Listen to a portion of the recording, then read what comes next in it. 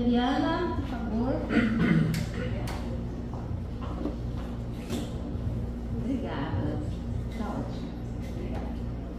Boa noite, tudo bem? Boa noite. É uma alegria estar aqui novamente em Jaú. Faz tempo que eu estive aqui. Tinha vindo com o Edgar no seminário. E hoje a gente vai falar sobre o tema Bem-aventurados os aflitos, porque eles serão consolados. Peraí que a pessoa, para ler o meu roteiro aqui, tem gente que põe o óculos, eu tiro o óculos. Então, esse tema é muito... Esse tema está no capítulo 5 do Evangelho, né? E como dizia Gandhi, ele está dentro do Sermão da Montanha. E o Sermão da Montanha, eu acho que é uma das mensagens, né, mais belas que Jesus trouxe. E Gandhi dizia que se por acaso, por alguma razão, os livros sagrados fossem perdidos e sobrasse só o Sermão da Montanha, nada estaria perdido, porque ele condensa, né, tudo os ensinos de Jesus, né, durante o tempo que ele esteve conosco aqui na Terra, né? Então, dentro do Sermão da Montanha tem um trecho que são as bem-aventuranças.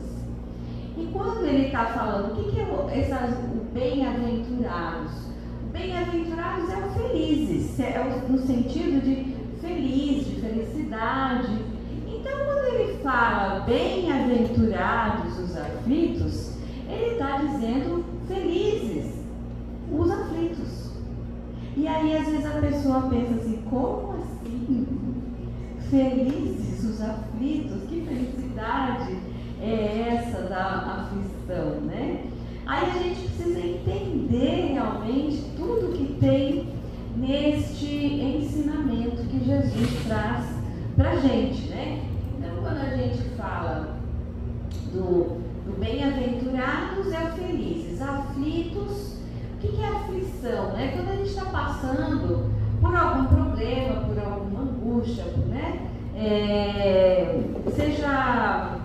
Sejam questões físicas, questões morais, enfim, algo que nos cause, né, algum tipo de aflição, né? Só que a gente, às vezes as pessoas, né, quando a gente olha, né, as aflições, as dificuldades desse mundão nosso, né, a gente percebe que, bom, tem umas pessoas que parece que sofrem mais do que as outras, umas têm uma vida mais tranquila, digamos assim, sem tanta turbulência, mas outros levam vidas bastante difíceis, né? E como é isso, né? Às vezes as pessoas, principalmente no momento que estão passando, né, por alguma dificuldade, né? Elas às vezes falam assim, mas que mal eu fiz para Deus para merecer isso, né? Eu não faço mal para ninguém, porque eu estou passando por isso, por essa dificuldade, né? E então a gente, às vezes, os cristãos, independente de qual seja a sua religião, às vezes de cara culpam a Deus, às vezes, pelos seus momentos, né, de dificuldade. Mas desde que a gente, né, que a gente aprenda, né, pelo Evangelho, que a existência de Deus, principalmente se a gente olha o Novo Testamento, né, o Velho Testamento, Deus ainda é muito bravo, quase um justiceiro, né? Se você fizer tal coisa, vai acontecer tal coisa, enfim. A gente tem a lei de Talião lá, né, da época de Moisés. Então, a gente tem naquele trecho ali da história, até aquele momento, um Deus que é muito bravo, né? Muito bravo com qualquer erro que a pessoa cometa. A partir de Jesus, no Novo Testamento, Jesus nos mostra que Deus, verdade, é o nosso Pai Criador. E como todo pai, é extremamente amoroso. Então, ele mostra esse Pai amoroso que ele, apesar de todo o seu poder divino, ele é muito justo. Ele tem uma justiça perfeita, ele tem uma bondade infinita. E se não tiver todos esses atributos, não é Deus, não é o nosso soberanamente justo e bom, né? Então, quando a gente entende, né, quando a gente começa a entender esse Deus que Jesus nos mostra, esse Deus amoroso que ele nos apresenta, a gente não cabe, digamos assim, a gente culpar a Deus, porque se Jesus mostra pra gente que ele é bom, que ele é justo, se eu estou passando por alguma dificuldade, a causa deve ser justa, o porquê disso deve ser justo, embora às vezes a gente não entenda, a gente não tenha todas as respostas, porque a gente ainda não é dado para a gente, sabe, entender tudo, né? Principalmente porque nós não temos o conhecimento, né, das nossas aventuras nas vidas passadas, né? E justamente nesse capítulo 5 do Evangelho, né, ele vem mostrar que essas nossas aflições, as dificuldades que a gente passa na vida, podem ser de causa presente ou de causa passada. Então o Evangelho vem mostrar, né, no capítulo 5 isso pra gente, né? Lembrando sempre que, seja qual for, a gente não pode perder de vista que a gente tem a orientação dos ensinos de Jesus.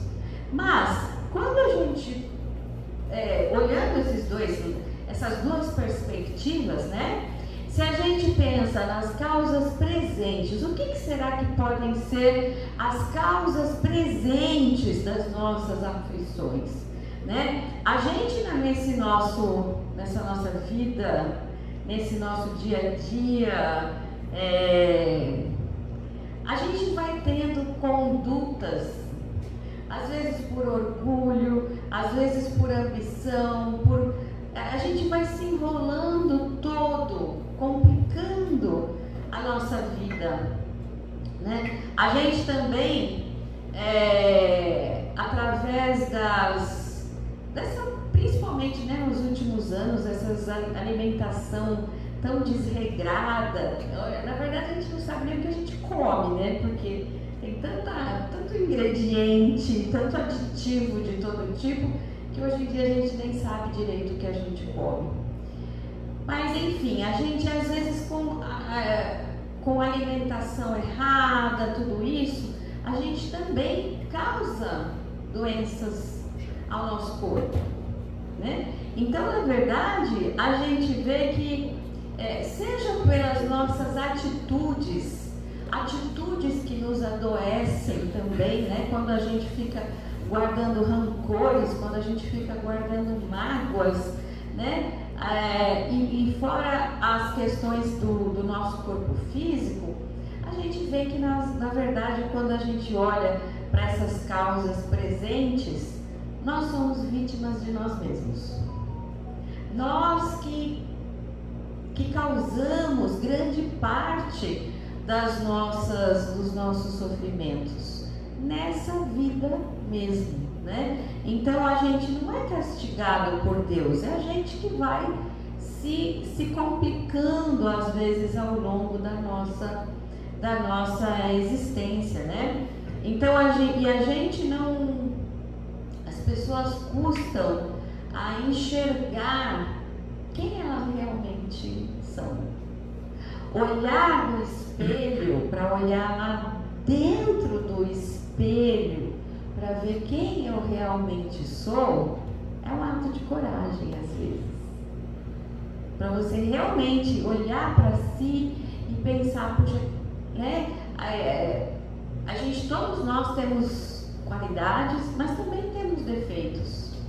E às vezes a gente só olha o lado das qualidades e não olhamos o lado dos nossos defeitos. E é justamente isso que a gente precisa ter coragem de encarar. Porque a gente sabe que em cada encarnação nós estamos aqui para ir enfrentando, né, os nossos defeitos, né? Não sei se vocês conhecem um velejador brasileiro que se chama Almir Klink. Ele velejou sozinho até o polo. Hoje a filha dele também se tornou velejadora, ela também viaja sozinha aí pelos mares congelados do mundo. Enfim, mas a primeira vez que ele fez essa aventura de viajar sozinho até o Polo Sul, quando ele retornou, foi perguntado para ele qual foi a maior dificuldade que ele teve. E todos esperavam que fosse alguma coisa do tipo, a maior dificuldade foi dormir pouco, porque, né, ele estava sozinho, por mais que o barco tivesse muitos equipamentos, né, que aquelas coisas tipo piloto automático, né, que vai indo, ele tinha que estar alerta sempre. Então, para dormir eram assim, umas cochiladas, assim, umas dormidas de alguns instantes. Ele tinha que toda hora colocar relógio para despertar, né, para que ele não embalasse e dormir pelo cansaço, mas ele tinha que toda hora acordar, dar uma olhada se estava tudo ok, dormir mais um pouco e assim vai, né? Pensa isso, né? Então, pensou-se que a resposta podia ser alguma coisa assim, né, por dormir mal tantos dias, ou pelo cansaço físico, porque tudo ele tinha que fazer sozinho. E surpreendentemente, a resposta dele não foi relacionada a nada disso. A resposta dele em relação à maior dificuldade que ele teve foi encarar os erros.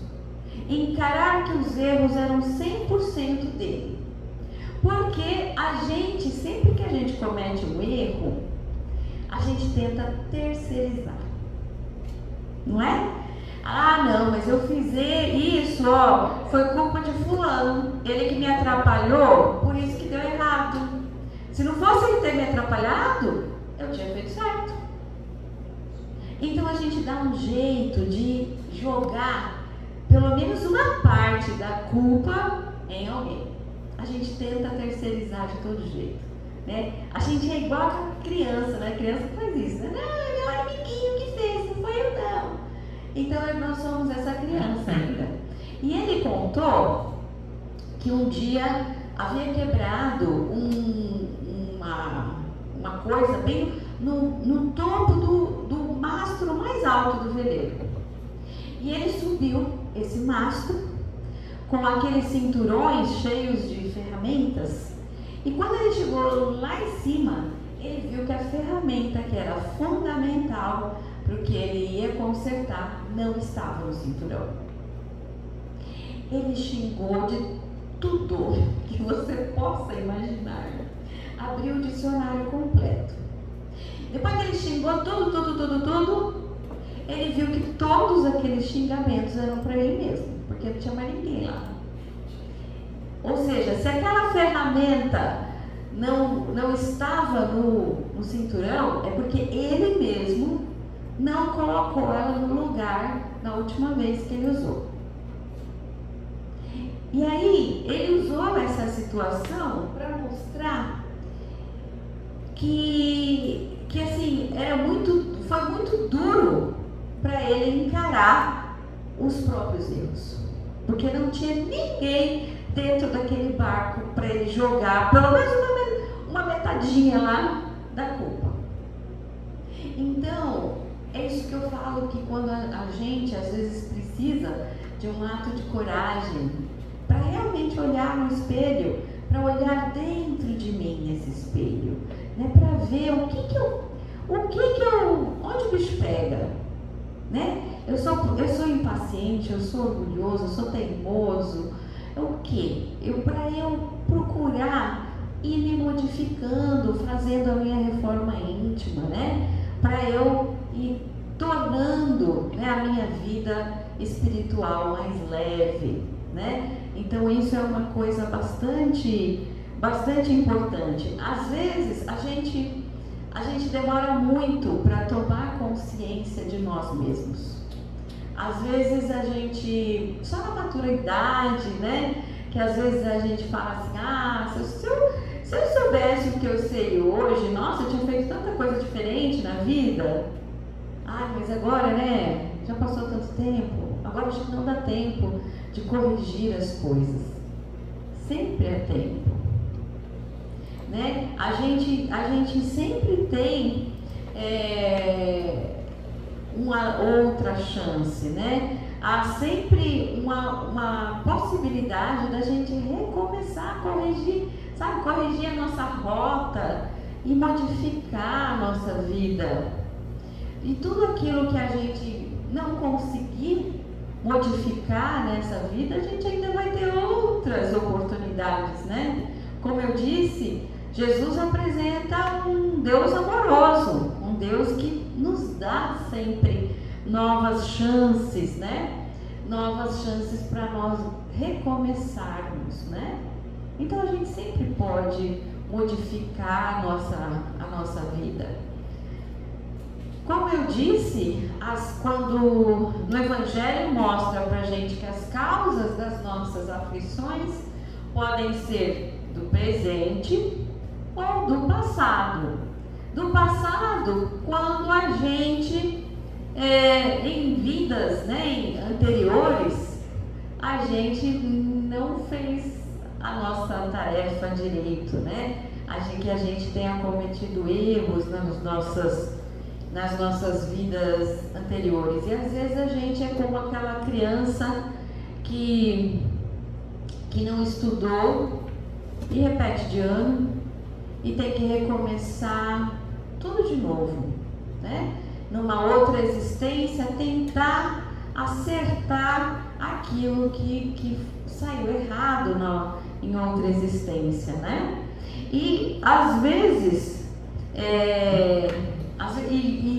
e outro comportamento nosso, né, principalmente espírita, que tem, né, conhecimento de vidas anteriores, de reencarnação, aí a gente reclama, fala, nossa, para eu estar passando isso, eu devo ter feito muita besteira na vida passada, certeza, né? E aí tem outra coisa, né, que a doutrina, a gente estudando a doutrina, a gente aprende, né? Que não necessariamente é o que a gente fez na vida anterior. Deus, na sua infinita bondade, às vezes ele percebe que a gente nem na vida seguinte ainda está preparado. E ele às vezes espera o momento certo, sabe?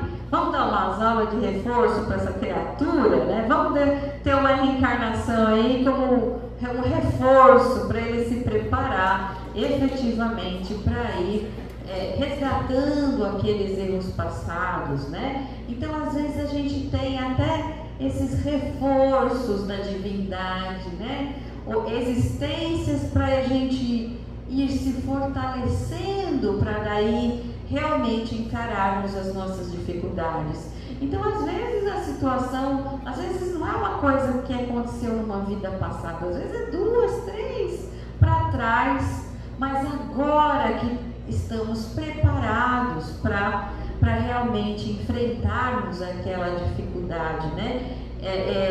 Vencermos a nós mesmos, buscando a nossa evolução espiritual. Então veja só como a bondade de Deus é gigantesca em relação a gente, em relação às nossas dificuldades, né? Então nós vemos que o momento certo no momento certo é que nós vamos efetivamente ir corrigindo os nossos erros.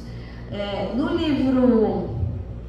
livro Céu e Inferno, no capítulo 3, a gente tem lá as penas futuras segundo o Espiritismo, e tem o Código Penal, chama Código Penal da Vida Futura, né? Então, ele nos mostra, aliás, é uma obra muito interessante, principalmente na primeira parte, para a gente entender mais a fundo, né, como é a justiça divina, a gente entender, né, o quão é boa e justa, né, a justiça divina. E ali ele nos mostra que no nosso processo evolutivo, a gente precisa passar pelo arrependimento, pela expiação e reparação. Né? O arrependimento, quando eu me arrependo daquilo que eu fiz de errado, isso já é um grande passo. A gente vê que tem, às vezes, né, quando a gente vê essas coisas, às vezes, de crime que acontece, e o criminoso, às vezes, fala daquele crime com zero arrependimento. Como se aquilo tivesse sido, né, matar uma pessoa tivesse sido uma coisa assim, né, trivial. Então veja que essa criatura não deu sequer o primeiro passo. E sabe lá quanto tempo ainda vai demorar para ele dar esse primeiro passo? Então, ou seja, a pessoa ainda vai, né, passar por bons bocados para começar ao menos se arrepender daquele ato que cometeu. Outra etapa, né, é a expiação, quando eu realmente sinto na pele os efeitos daquilo que eu fiz. Pode ser nessa existência, em outra existência, mas eu sinto efetivamente, sabe, a dimensão do ato que eu cometi. E por último, quando a gente consegue passar para reparação, eu fazer o contrário, fazer o bem, eu reparar efetivamente, né, aquilo que eu fiz de errado, né? Então, às vezes, a gente demora para passar por todas essas etapas, né? Naqueles seminários, eu cheguei a vir aqui falar do aborto, acho que foi, né? Ou eu estou com felicidade. Acho que sim, acho que eu vim aqui fazer palestra de aborto, né? Então, aquele tema, né? Ele é bastante complexo, né? Envolve muita coisa, como a gente viu naquela palestra. E teve uma das últimas que eu fiz lá em Bauru, aconteceu algo que não tinha acontecido nenhuma vez.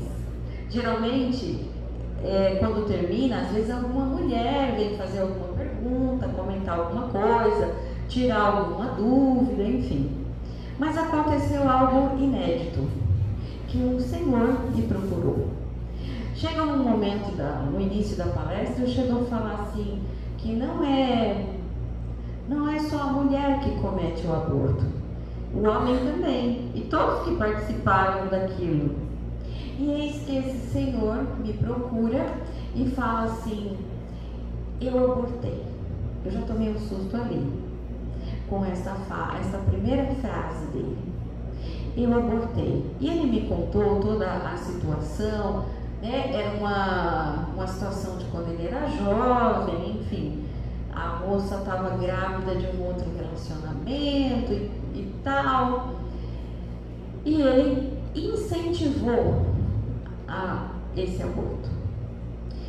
Mesmo naquela época, ainda sem ter conhecimento da doutrina, passado algum tempo, ele já tinha se arrependido disso. Ele já tinha se arrependido disso porque por fim, esse relacionamento com essa moça foi adiante e ele se casou com ela. Ela tinha já uma filha desse outro relacionamento que ela estava grávida de novo. Ele criou essa menina que ela já tinha como uma filha. Enfim, ele tinha um amor muito grande por essa menina que ele criou também como filha. Ele até disse que já tinha até netos e tal. Então, ainda quando ele era novo, ele já tinha passado pelo arrependimento. O arrependimento já tinha batido a porta. Quando ele conheceu a doutrina, aí que a visão dele em relação a tudo isso se tornou ainda mais complexa, né? Porque ele tinha o conhecimento da doutrina em relação a isso. E aí que vem a parte que mais me impactou dessa conversa toda. Foi quando ele disse que ele não só se arrependia, como ele se colocava diante de Deus, pedindo perdão pelo que ele havia feito, e também se colocando humildemente diante de Deus para passar por qualquer provação que fosse necessária, qualquer expiação que seja necessária, por quantas reencarnações forem necessárias. E isso foi muito impactante para mim, porque ele realmente falou isso com uma sinceridade das mais profundas. E aí ele queria saber o que eu achava. E eu falei para ele: o senhor já deu grandes passos. O senhor já reconheceu o seu erro. Isso é um grande passo. O senhor se arrepende pelo seu erro. O senhor já pediu perdão a Deus pelo seu erro. O senhor, na história toda, né, você vê que ele procurou reparar também, entre aspas, dando todo o suporte para essa menina, que era a outra filha, né, que ela tinha.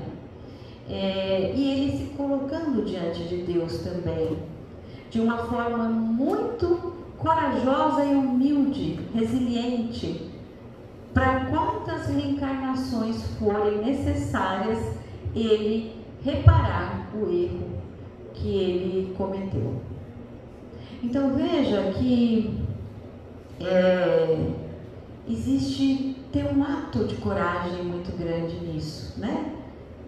De se colocar diante dos nossos erros, porque muitas vezes a gente não quer encarar as nossas dores, né? A gente quer resolver as nossas dores, como a gente diz na farmácia muitas vezes, né? Como se fosse assim, comprar um comprimido que resolvesse todas as nossas dores, os nossos problemas, as nossas questões, né? E não é assim. Você vê que assim, as coisas são diferentes, né? Antigamente o mertiolate doía. A gente o espírito quase saía do corpo quando a mãe passava mertiolate na gente, né? Hoje em dia o mertiolate não arde mais. E a gente quer isso, a gente quer o mertiolate novo, não velho, que ardia. A gente quer o mertiolate novo para todas as nossas questões, né? Dá uma sprayzada ali, acabou. Não tem mais sofrimento, né? Então, a gente às vezes procura isso. E nesse capítulo 5 do Evangelho, né, que está falando das nossas aflições, das nossas aflições presentes, futuras, tem uma mensagem muito linda, naquela parte que sempre tem as instruções dos Espíritos, né? No final de cada capítulo, de um espírito chamado Lacordaire, de 1863, que essa mensagem é o bem sofrer e o mal sofrer. E é justamente isso, de a gente, no momento das nossas dificuldades, a gente encarar com resiliência, saber sofrer com dignidade. Porque como eu tinha dito antes, Deus, na sua misericórdia, Ele espera o momento certo para a gente passar por alguma prova. Se você está passando por uma dificuldade, tenha certeza que Deus está acreditando em você. Deus acredita que você já está pronto, que você está pronto para superar essa dificuldade. Porque se não fosse assim, Ele esperaria mais na sua justiça, na sua bondade infinita. Então, a gente tem que encarar as coisas com leveza, mesmo as dificuldades. Eu tinha, na minha família, AVC é uma coisa bastante comum. Eu tinha várias tias que tiveram AVCs, várias ficaram acamadas. Mas uma delas, sempre me chamou muita atenção, porque ela ficava numa instituição perto de Cotia ali, porque quando ela teve o AVC, ela ficou muito paralisada, tudo, ela tinha sonda para tudo, enfim, não conseguia nem falar. Depois nessa instituição, ela foi recuperou a fala, daí conseguia engolir, daí tiraram a sonda de alimentação, enfim. Depois ela recuperou os movimentos dos braços, de forma que ela até fazia crochê e tricô, que ela sempre gostou, e ela até vendia as coisas que ela fazia para as enfermeiras, para colega de quarto, enfim. E uma coisa que sempre foi muito marcante para mim, que às vezes quando eu ia a São Paulo, eu pegava e passava lá, visitá-la antes de pegar Castelo Branco e vir para casa. E na hora de ir embora, ela sempre falava assim, eu moro em Piratininga, né? Ela falava assim, quem sabe na próxima eu não vou com você para Piratininga. Eu estou melhorando, quem sabe na próxima eu não vou. Ou seja, em momento algum, mesmo diante de toda a dificuldade dela, que nem das pernas, ela não tinha, totalmente fraca, ela não conseguia ficar em pé. Ou ela estava na cama ou estava na cadeira de rodas. Mas ela nunca se entregou. Ela nunca se entregou. Sempre com um sorriso no rosto. E sempre isso sempre me marcava. Quando eu ia visitá-la. Então, quem sabe na próxima eu vou com você para Piratininga. Ela nunca perdeu a esperança de que ela fosse conseguir isto.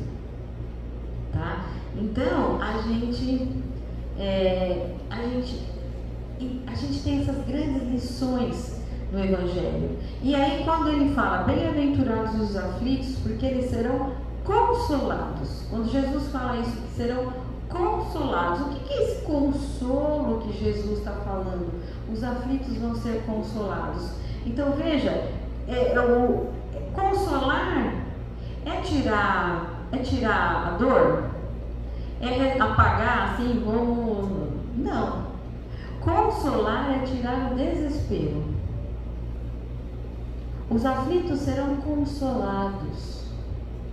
Eu tiro o desespero. E você vê que os ensinos dos Espíritos tiram o nosso desespero.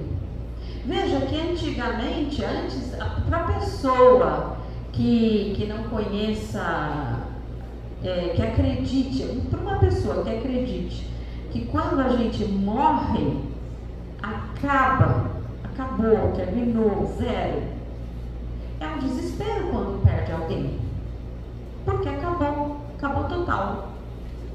Nunca mais você vai ver, nunca mais você vai encontrar, nunca mais você vai ter notícias, acabou, deixou de existir. Os Espíritos, quando a gente tem a certeza da vida após a morte, que você vai reencontrar com aqueles que partiram, veja que consolador que é isso. Por mais que doa quando você perde alguém, porque o luto, a dor do luto, ela dói para qualquer um, seja espírita, tenha ou não conhecimento, a dor do luto existe. Porque aquela pessoa, você não vai abraçar, beijar aquela pessoa mais nesta existência. Então fica assim uma dor do luto. Mas é muito consolador quando a gente sabe que aquela pessoa não deixou de existir. Aquela doença que de repente foi a causa até da partida, já não existe mais, ele não está mais sofrendo. Veja que consolo que isso traz para a gente.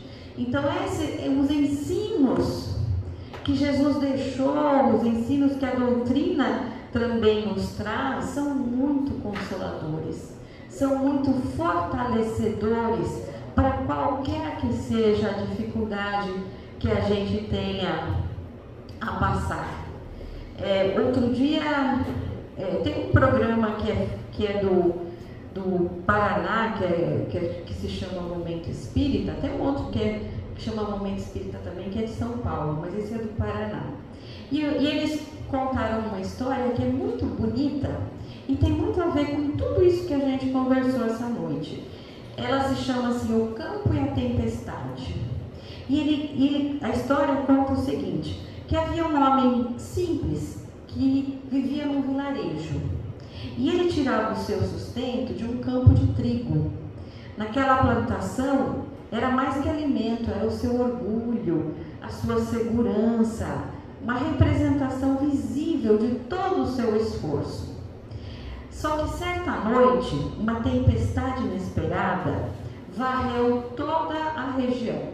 O vento soprou com violência, a chuva caiu sem piedade e pela manhã o campo todo estava destruído.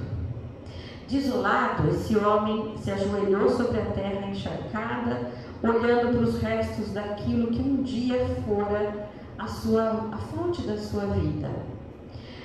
E ele chorou, olhando para o céu, e disse: por que, Senhor? Por que me tiraste tudo?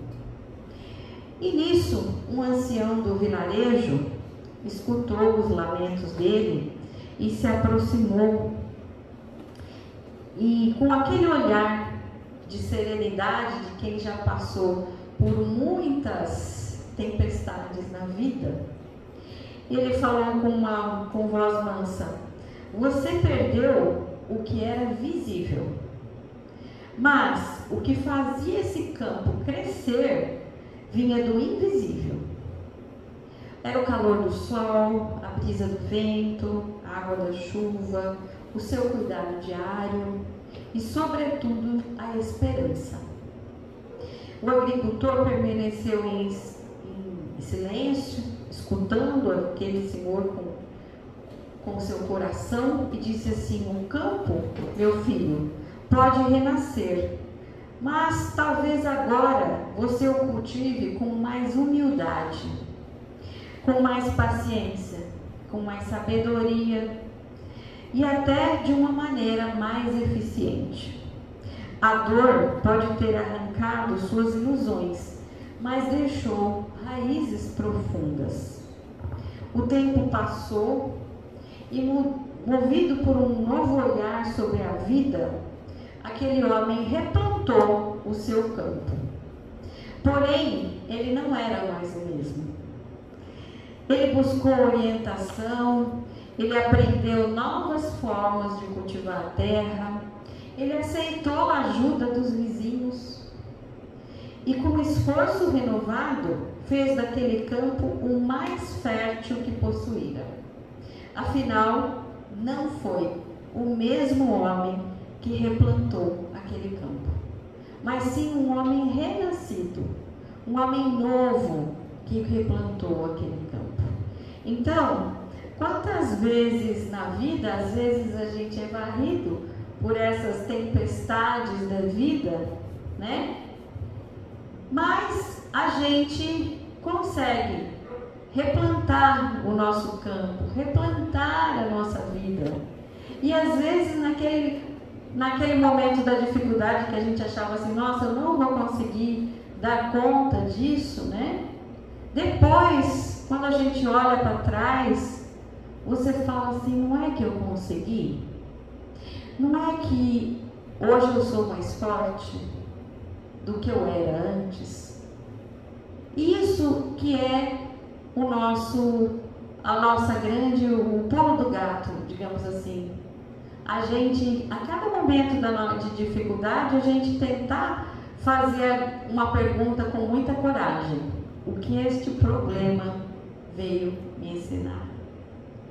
E quando você entender isso, você terá dado o seu passo grande, você terá replantado todo o seu campo com este Senhor.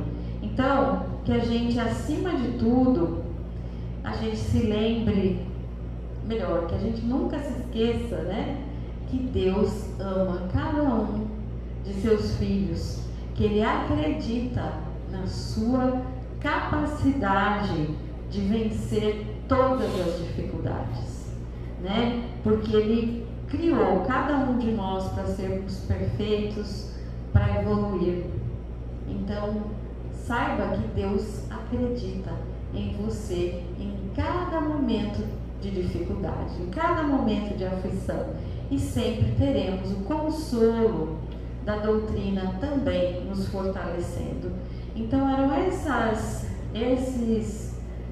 reflexões que eu queria trazer aí do capítulo 5 do Evangelho, né? E espero que eu tenha conseguido trazer essas reflexões para vocês. Espero que a paz de Jesus, que Ele tanto semeou entre nós enquanto esteve conosco, esteja presente na sua casa, na sua família, no seu trabalho, por onde quer que você passe, né? Porque a gente tem que espalhar esse perfume da doutrina que a gente recebe também nesta casa, por onde a gente passar. Então espalhe o perfume daquilo que você aprende aqui a cada semana quando você vem aqui à Casa Espírita. Esse é o nosso grande papel. Muito obrigada.